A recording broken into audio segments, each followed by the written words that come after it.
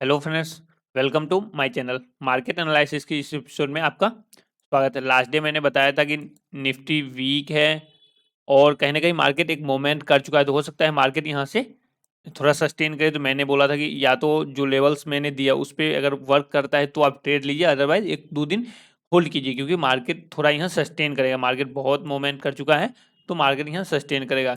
जैसा कि मैंने लास्ट डे बोला था कि निफ्टी अगर जो निफ्टी का जो नीचे की साइड सपोर्ट है वो तो 16,850 का था। रेसिस्टेंस मैंने बोला था कि 16,200 के पास रेसिस्टेंस है। मार्केट ऑलरेडी सॉरी ये बैंक निफ्टी है। मार्केट ऑलरेडी अपने रेसिस्टेंस के पास ओपन हुआ, गैप अप ओपन हुआ। कल की क्लोजिंग से मतलब लास्ट डे के क्लोजिंग से आज मार्केट गैप अप ओपन हुआ और हमारे रेसिस्टेंस जो 17,200 के पास था उसके पास ओपन हुआ और मार्केट वहां से वापस से फॉल किया नीचे के साइड। मैंने बोला था कि अगर मार्केट ओपन होता है और 17,150 के ऊपर निकलता है तो बाय कीजिए, बट मार्केट हमारे लेवल्स के ऊपर ही गैप अप ओपन हो गया तो हमारा उसके बाद मार्केट फॉल करना स्टार्ट किया। तो मार्केट वापस से आप देख सकते हैं कि नीचे आया और 17,115 के पास सपोर्ट लिया और मार्केट ने वापस से ऊपर गया, लेकिन दोबारा 150 के ऊपर कोई कैंडल क्लोज ही नहीं हुआ, मार्केट गया ही नहीं। एक बार मार्केट गया भी कैंडल तो क्लोजिंग नहीं थी। मैंने जब भी बोला कि 30 मिनट या 1 आवर के टाइम फ्रेम पर जब तक कोई कैंडल क्लोज नहीं होगा देन पोजीशन बाय नहीं करना है। अब अगर आज कोई मोमेंट नहीं हुआ मार्केट में, अब कल नेक्स्ट डे की अगर मैं बात करूँ तो नेक्स्ट डे अगर वापस से निफ्टी जो है अगर 17,200 के ऊपर अगर कोई कैंडल क्लोज करता निकलता है, फिर से मैं बोल रहा हूँ कि अगर देखिए गैप अप ओपन हो जाता है तो फिर आप होल्ड कीजिए। जब मार्केट रिट्रेस करके दोबारा से ऊपर जाए देन बाय करना है। अगर नॉर्मल मार्केट फ्लैट ओपन होता है और वापस से नीचे से अगर ब्रेक करता है 17,200 के लेवल्स को तो आप बाय कीजिए। बिकॉज अगर देखें तो ऑलरेडी RSI भी 57 है, तो यहाँ से हो सकता है कि थोड़ा मार्केट गैप अप ओपन होकर नीचे के साइड मूवमेंट करे, बट कोई नहीं, हमको चार्ट पे बिलीव करना है क्योंकि इंडिकेटर सारे जो होते हैं वो लैगिंग इंडिकेटर है, मार्केट के प्राइस के साथ चलते रहते हैं। तो इंडिकेटर को बस एक यहाँ पे देखना है कि वो कहना क्या चाह रहा है, बट हमको फॉलो चार्ट को ही करना है। तो मार्केट अगर वापस से 17,200 के लेवल्स को ब्रेक करता है ऊपर के साइड देन हम लोग फिर से बाय करेंगे। और इस बार जो रेसिस्टेंस है वो 17,280 का रेसिस्टेंस है। मार्केट 17,280 के पास रेसिस्टेंस है और सपोर्ट आपको इंट्राडे में 17,020 का सपोर्ट है, 17,20 का सपोर्ट है। अब बाइंग 17,200 के ऊपर करना है, क्लोजिंग बेसिक पे फ्लैट ओपन होगा और वापस से लेवल्स ब्रेक करेगा देन बाय करना है। और सेल की अगर मैं बात करूँ तो फिलहाल मैं बोलूंगा कि एक दो दिन सेल अवॉइड ही कीजिए और बाय भी अवॉइड कीजिए। मार्केट थोड़ा सस्टेन करने दीजिए, बट मैं इसलिए बता दे रहा हूँ लेवल्स आपको कि आप कम से कम वॉच करिएगा मार्केट मूवमेंट क्या करता है। तो आपको अगर सेलिंग देखना है तो सेलिंग 17,100 के नीचे आप वॉच कीजिएगा। मार्केट में अगर कोई मार्केट मूवमेंट होता है तो 17,100 के नीचे आपको अच्छा मूवमेंट दिखेगा और बाइंग के लिए 17,200। अब इसके कंपोनेंट रिलायंस और TCS की अगर बात कर लें तो रिलायंस भी काफ़ी अच्छा मोमेंट किया, बट आपका इसमें कोई मतलब कोई पोजीशन एक्टिवेट ही नहीं हुआ। जो मैंने लेवल्स बताए थे मार्केट उस लेवल्स के ना ही ऊपर गया ना ही नीचे गया। लास्ट टाइम रिलायंस का जो आपको बाय करना था वो 2295 के ऊपर बाय करना था, but market gap up open हुआ बट 2295 के ऊपर गया ही नहीं, तो बाइंग आपका एक्टिवेट ही नहीं है। और सेल की अगर मैं बात करूँ तो 2260 के नीचे सेल करना था तो मार्केट ने सेल भी, मार्केट नीचे गया है। अब देखिए इतना छोटा छोटा मूवमेंट तो नहीं है एक्चुअली, अगर मान के चले तो 2290 92 से लेकर के नीचे के साइड 2270, मतलब लगभग 20-22 पॉइंट का मोमेंट मार्केट आने के, बट इतना एक तरह से रिलायंस के लिए बिगनर के लिए काफ़ी मतलब मोमेंट जो है वो पैनिक है। इतना आप कम मोमेंट में आप ट्रेड नहीं कर सकते हैं, तो बिगनर के लिए कम से कम थोड़ा बड़ा मोमेंट होना चाहिए तो ही आप अचीव कर पाए थे। इसलिए आपको इसमें कोई ट्रेड करने को नहीं मिला क्योंकि मार्केट ने लेवल्स के ऊपर या नीचे के साइड मोमेंट ही नहीं किया। अब नेक्स्ट डे की अगर बात कर लूँ तो नेक्स्ट डे अगर वापस से रिलायंस 2290 के ऊपर निकलता है तो आप लोग बाय कीजिए। अगर क्लोज करता है नीचे से मार्केट बढ़ के अगर 2290 के ऊपर निकलता है तो रिलायंस बाय कीजिए, और नीचे के साइड अगर 2260 के नीचे क्लोज होता है देन आप सेल साइड का ट्रेड देख सकते हैं। 2260 के लेवल्स को ध्यान में रखिएगा। अब ये कल के लिए हो गया, कल एक्सपायरी है तो थोड़ा ट्रेड स्टॉक्स में कर सकते हैं, बट इंडेक्स में थोड़ा प्रिकॉशस होकर ट्रेड कीजिएगा, जल्दबाजी नहीं कीजिएगा। अगर ट्रेड नहीं मिलता है तो कल के लिए ट्रेड अवॉइड कीजिएगा, कल सिर्फ मार्केट वॉच कीजिए, क्योंकि पैसा कमाने से ज़्यादा पैसा बचाना इंपॉर्टेंट है। अगर आपके डीमेट में पैसा फंड रहेंगे तभी आप नेक्स्ट डे ट्रेड कर सकते हैं या फिर प्रॉफिट बना सकते हैं। अगर आप फंड मतलब लॉस कर लीजिएगा, पैसा लॉस कर लीजिएगा, कैपिटल आपका खत्म हो जाएगा तो फिर आप ट्रेड नहीं कर सकते हैं। तो मेजर है कि आप अपना फंड बचाने की कोशिश करिए, ना कि पैसा बनाने की। पैसा खुद बन जाएगा अगर पैसा बचा रहेगा तो पैसा बचाना ज़्यादा इंपॉर्टेंट है। अब अगर मैं TCS को देखूं, TCS तो टीसीएस भी आपका कोई मूवमेंट नहीं किया। जो मैंने लेवल्स दिए थे कि आपको कल के लिए अब लेवल्स रहेगा जो 3150 के ऊपर बाइंग बनेगी, और पिछले डे मैंने बोला था कि 3130 के ऊपर बाई करना है। बट मार्केट अब देख सकते हैं गैप अप ओपन हुआ और उसके बाद नीचे ही ट्रेड करते पूरे दिन मार्केट रह गया, और ना ही नीचे के साइड आपको 3100 के नीचे गया, तो ना ही नीचे के साइड आपको सेलिंग का मौका मिला, ना ही ऊपर के साइड बाइंग का मौका मिला।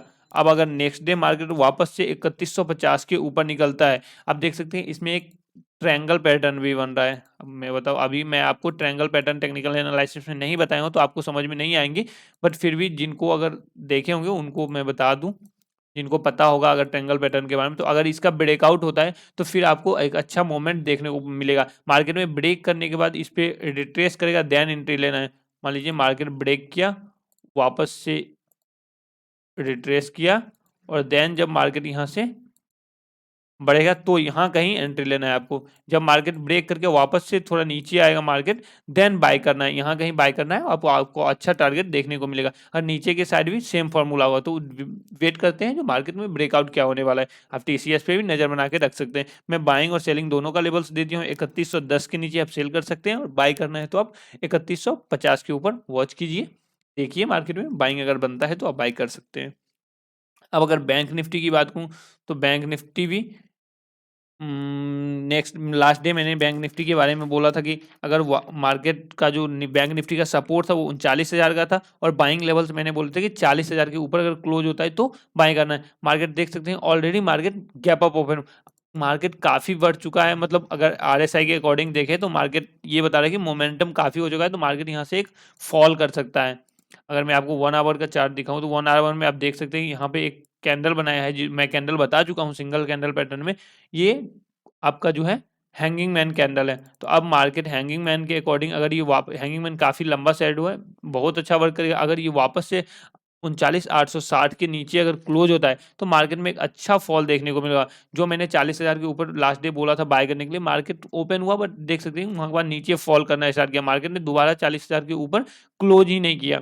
तो अब अगर नेक्स्ट डे की मैं बात करूँ तो नेक्स्ट डे अगर वापस से 40,100 के ऊपर अगर क्लोज, देखिए सबसे पहला बात है कि बातों को आप ध्यान से सुनिए। अगर गैप अप ओपन हो जाता है तो फिर आपका जो है कैंडल स्टिक, मतलब मैं जो लेवल देता हूँ वो वर्क नहीं, क्यों? मेरा वर्क तब लेवल करेगा जब ये फ्लैट ओपन होता है, और लेवल्स को मार्केट खुद चल के अगर उसको ब्रेक करता है। देन अगर gap up gap down open हो जाता है तो फिर आपको गैप अप गैप डाउन का अलग स्ट्रेटजी है। मैं धीरे धीरे मार्केट में आपको सब पूरा नॉलेज दूंगा, बताऊंगा। बट फिलहाल आप ये देखना है कि अगर मार्केट नॉर्मल ओपन होता है और तब लेवल्स ब्रेक करते हैं, देन आपको एंट्री लेना है। और गैप अप गैप डाउन हो जाता है तो आप बिल्कुल भी एंट्री नहीं लेना है, आपको नहीं लीजिएगा।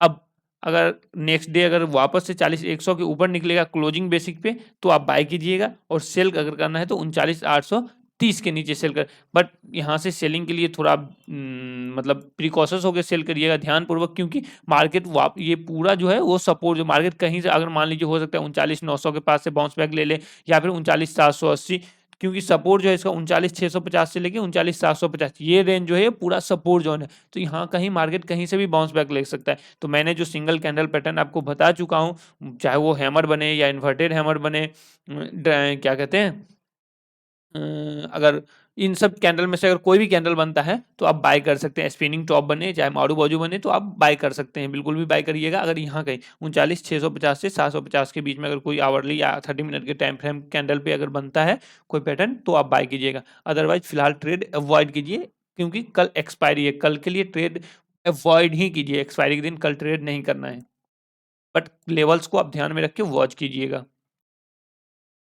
अब इसके स्टॉक्स की अगर बात करूँ जो कंपोनेंट है, एचडीएफसी बैंक को अगर देखें तो एचडीएफसी बैंक में आपका कोई मोमेंट नहीं किया, क्योंकि एचडीएफसी बैंक का जो लेवल था वो इंट्राडे में 1580 का लेवल था। 1580 के ऊपर बाई था, और नीचे के साइड 1560 के नीचे आपको शॉर्ट करने का मौका था। तो मार्केट ये इंट्राडे में एचडीएफसी बैंक में कोई ट्रेड नहीं बना। कल के लिए भी सेम लेवल से 1580 के ऊपर ही बाइंग बनेगा आपको, और नीचे के साइड आपका जो सेल कर सकते हैं वो इंट्राडे में 1565 के नीचे शॉर्ट कर सकते हैं। कोटक महिंद्रा बैंक की अगर बात करें तो कोटक महिंद्रा बैंक भी अपने लेवल्स में ही रह गया, ना आपको ना ही सेलिंग का मौका मिला ना ही बाइंग का, क्योंकि मार्केट ना है हाई को ब्रेक किया। मार्केट अगर वापस से 1710 के लेवल्स को ब्रेक करता है तो आपको बाइंग बनता है, और नीचे के साइड अगर 1690 के नीचे आपको 1690 के नीचे सेलिंग बनता। कल के लिए वही लेवल्स हैं, इंडसइंड बैंक की अगर बात करूँ तो हाँ, इंडसइंड बैंक अपने लेवल्स के ऊपर निकला था, तो अगर 1025 के ऊपर आप लोगों ने अगर बाय किया होगा तो प्रॉफिटेबल होंगे, और अभी भी मार्केट स्ट्रांग ही है। अब नेक्स्ट डे भी अगर वापस से 1040 के ऊपर अगर निकलता है तो आप लोग फिर से बाय कीजिए इंडसइंड बैंक में। नीचे के साइड अगर सेल करनी है तो सेल आप 1025 के नीचे कीजिएगा। एक्सिस बैंक की अगर बात करें तो एक्सिस बैंक भी अच्छा मूवमेंट करके लास्ट डे क्लोज किया, तो मैंने बोला था कि 855 के ऊपर आपको, सॉरी 860 के ऊपर आपको बाइंग दिखेगी। तो मार्केट गैप अप ओपन हुआ, बट आप देख सकते हैं, मैं थोड़ा आवरली चार्ट इसका दिखा दे रहा हूँ। मार्केट जैसे ही गैप अप ओपन हुआ और वहीं से मार्केट फॉल स्टार्ट हो गया, तो आपको बाय करने का मौका नहीं मिला, क्योंकि मार्केट नॉर्मल ओपन हो गया, अगर उस लेवल को ब्रेक करता है देन आपको एंट्री लेना था, but market gap up open हो गया तो ट्रेड नहीं बना एक्सिस बैंक में। नेक्स्ट डे के लिए अगर मार्केट वापस से ये 855 860 के लेवल्स को अगर ब्रेक करता है तो बाय कीजिए एक्सिस बैंक को, और नीचे के साइड सेल के लिए आपको 840 का लेवल्स ध्यान में रखना है, 840 के नीचे ही शॉर्ट करना है।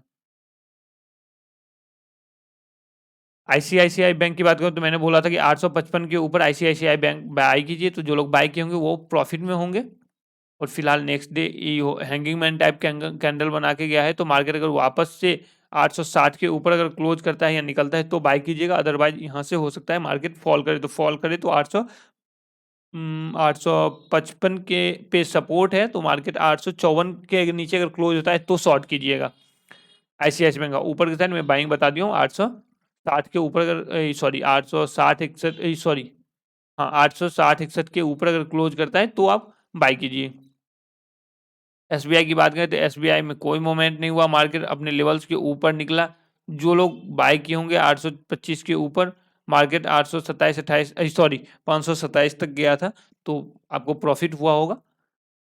अब नेक्स्ट डे की अगर मैं बात करूँ तो नेक्स्ट डे 530 का लेवल आपको काफ़ी इंपॉर्टेंट है। 530 के ऊपर अगर क्लोज होता है तो डेफिनेटली आप लोग बाय करिए। 530 का लेवल जो है वो काफ़ी इंपॉर्टेंट लेवल है आपके लिए।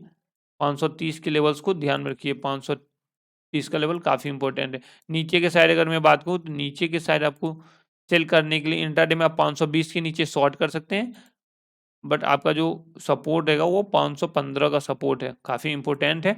आप इस लेवल्स को ध्यान रखिए, क्योंकि एसबीआई जो है इस रेंज में है। अब इस रेंज से अगर बाहर निकलता है तो फिर आपको अच्छा मोमेंट दिखेगा। तो फिलहाल इस रेंज में अगर ट्रेड मिलता है तो आप शॉर्ट प्रॉफिट लेके एग्जिट करिए, लंबे टाइम के लिए होल्ड मत कीजिए। मिलते हैं आपको नेक्स्ट वीडियो में। आपको मैं डोजी कैंडल स्टिक्स के बारे में बताऊंगा नेक्स्ट वीडियो में, जो भी ड्रैगन फ्लाई वगैरह ईटीसी कैंडल हैं सब बताऊंगा मैं।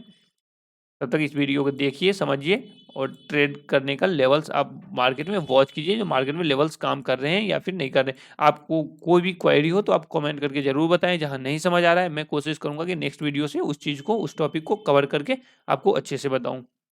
थैंक यू, मिलते हैं नेक्स्ट वीडियो में।